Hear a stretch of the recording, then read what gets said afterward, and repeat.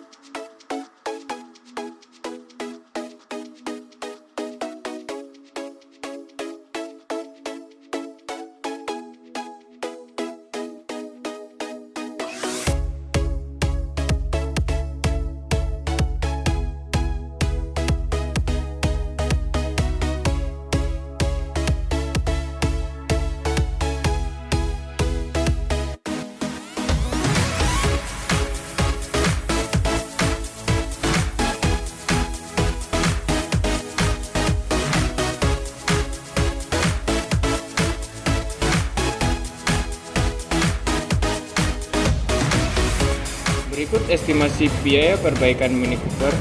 Jasa cek elektrikal hanya sebesar Rp500.000 saja, dan kami akan memberikan garansi selama 3 bulan.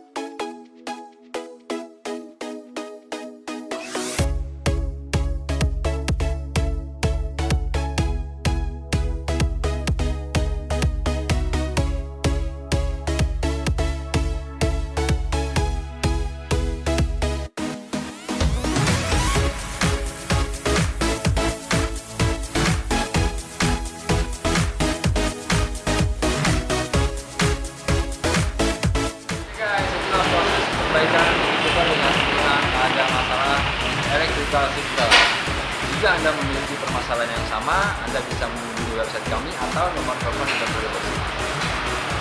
Saya Reza dari Supercar.id.